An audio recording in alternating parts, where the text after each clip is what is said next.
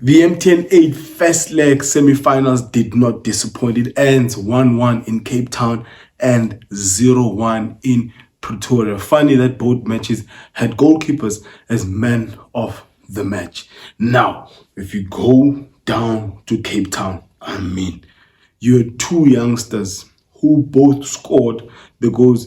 And just not too long ago, they were in the front, the covers of GQ magazine. I'm talking about Relebohile Mofokeng and Jaden Rhodes of Cape Town City. One is 19, the other is 21 years old. Highly technical game. Top tier coaches in Eric Tinkler and Jose Rivero. Now, you go to the match itself. Tinkler started with what looked like a 4-4-1-1 system. Fullbacks, you had a Nyama on the left, the captain Tamsangam Mkhize, right back, and Namibian left centre back, Cupido right centre back, and then you had Makaringe and Mukocho in the middle, with Gonzalez coming from the left and Jaden Rhodes coming from the right. And you had Hashim Domingo playing almost as I can't say it's a free role, but a number 10 just behind the golden boy of Namibia, Prince Chueza, the boy I told that you must look out for this season as one of the top foreign players to come into the league. And Jose Rivero did not change the system from when they were playing against the Disciples of Madagascar. Goalkeeper chain doesn't change. Right back, left back, it's Hoto and Thabiso Munyane. The incredible centre back of Nda and Sesane. And then you had Mbata. You had 4-2-3-1. You had Mbata and Kabelo Dlamini. Front four does not change again. Maswanganyi, number 10, Relebohile Mofokeng on the left, Saleng on the right, and Mabasa as the top man. The first few minutes, Relebohile Mofokeng was showing Tamsangam Mkhize flames. That first half, Relebohile Mofokeng had about three or four chances, cutting in, cutting out, and he was the one that actually scored the first goal. He caught Mkhize sleeping, and then the young man, the last born of Orlando Pirates, managed to sneak it in and scored a beautiful goal, 1-0 up for Orlando Pirates. But it was that very goal that woke up the Giants of Cape Town City. These guys, from that minute, they considered that goal, they just came back. And Kamohelo Mukoto, his experience from the middle of the park was just combining some good touches with Gonzalez, with Makaringe. And the golden boy for Orlando Pirates, Patrick Maswanganyi, he was off today. As to how he finished that 90 minutes, I don't know. Does he have a special contract, or the boy himself, is he becoming big-headed? There was a time when he was just tracked back and was kept on dancing on the ball. Whether I am for or against it doesn't really matter. But your team needs you, to step up. And today he was off. You can't be off so for so many minutes, and then the only time when you have the ball, you start doing your tricks and dancing on the ball and doing 360 turns and 180 turns.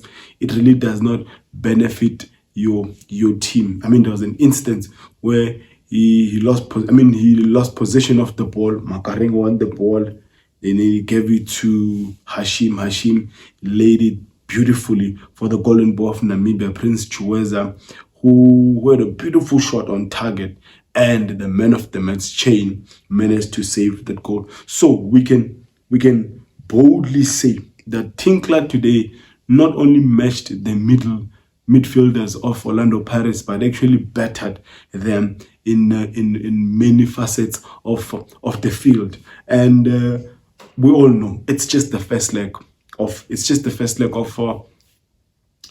this match. Second leg is coming up in Orlando, 3 p.m. Saturday. Hopefully the weather will favor them. And so I really like how Tinkler set his team up. They created a lot of chances. If there was a time for Cape Town City to overcome and actually defeat Orlando Pirates, it was tonight.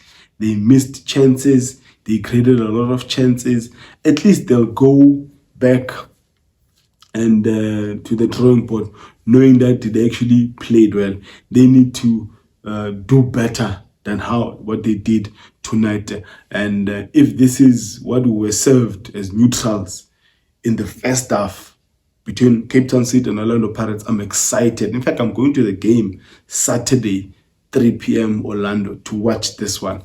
I am excited because you are seeing two coaches and two squads, 2 11s. They are just open. They are just taking each other. And that second half, I mean, Cape Town City, they had the ball for days and they didn't give any opportunities to Orlando Pirates. Now, the second match, Mamelodi Sundowns hosting Stellenbosch. This is the first defeat of Manqoba Mngidi. At times, you wish that as a Mamelodi Sundowns fan, that Manqoba could really calm down on the pressers, not show this overconfidence he's been having or demonstrating, unless it's his character. Maybe it's something that as fans we just need to get used to. I am not sure about that. The difference maker in this match was that penalty taken by Basadin. Now, I don't know if Kaizer Chiefs are still pursuing this guy. Fawaz Basadin's price tag has probably gone up after tonight's game. He'll probably be 50 million rands. Maybe Kaizer Chiefs might as well forget about buying this guy. It was a match where, again, yes, Sundowns had large share of the position. The only positive thing I'll say about this game is the reaction after they conceded a goal. That's when we really saw Sundowns coming and really wanting to score an equalizer. Salez had a chance. Zwane had a chance. Multiple chances were created in the first half. It was a pathetic, a stinker of a first half for Mamelodi Sundowns. But I think as a Mamelodi Sundowns, we all need to be humble. We all need to calm down. Whenever there is a squad or a system or formation change or a squad that is being replenished, there is going to be a shift in momentum. We are all used to winning. We're all used to the ways of Orlando Mokoena, how Mamelodi Sundowns dominated games. I don't think going forward it's going to be like that. I mean, everyone is tired of Mamelodi Sundowns dominating them. It's been 7 seasons in a row, Mamelodi Sundowns winning the league and actually dominating position and all. But now teams have seen how we were doing things in the past and they're going to set up in certain ways. I mean, today, if you look at how Barca set up, I made a video before this game, you can go watch it, that they are going to be transition moments that Stellenbosch are going to create. And when these guys have the ball, they don't waste time. I mean, even the guy that has replaced, what's his name, Jobert, the right back who's taken over Van Rooyen's right back, he was excellent. Today. Whenever they have the ball, they give it to Titus. They give it to Adams. They give it to Andre Dion.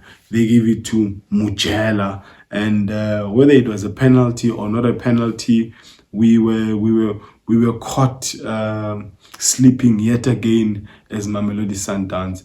And I'm glad that we actually lost this match so that we can really,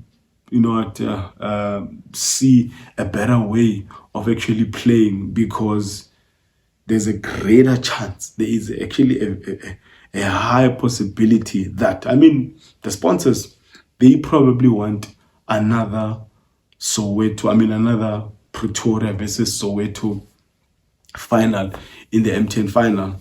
But there is actually a great chance that we might end up having a Western Cape final between Stellies and Cape Town City. because how things are going and how Mamelodi Sundowns is playing, we're actually not going to overcome the Stellies, the wine boys in Moses Mabhida. And if this is how Cape Town City will start the game in Orlando come Saturday, yes, they are at a disadvantage because of the away goal that Mufokeng scored. But if this is how they're going to play, and this is how Orlando Pirates will continue, then be rest assured Orlando Pirates is going to lose that game on Saturday, and Mamelodi Sundowns, they ain't going to sniff anything against these Stellies boys come Sunday. But I'm happy. I'm happy going to the second leg that errors will be corrected, and maybe some things will be changed. Some of the substitutions made by Mangoba technical team were questionable. And when they were made, I think it was way too late.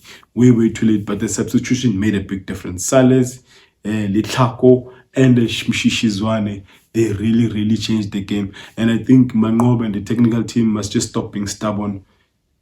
Stellenbosch, they don't play well when Mshishi is on the field.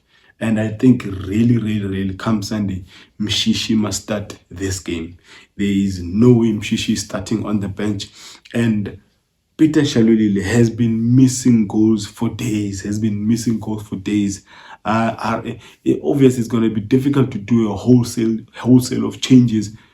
2 or 3 changes might be sufficient because we are behind and we need to win the game in order to see ourselves in the finals. Really happy to see that. What do you think about the semi-finals you saw between the 2 matches? Do comment on the section below. Help me to get to 10,000 subscribers, and your predictions or your lineups going to the second leg of the MTN8 semi-finals. Yes, I do go by the name of Oscar Football. Discuss, engage on anything to do with football from Africa to the world and from the world to Africa. And may my God bless you all.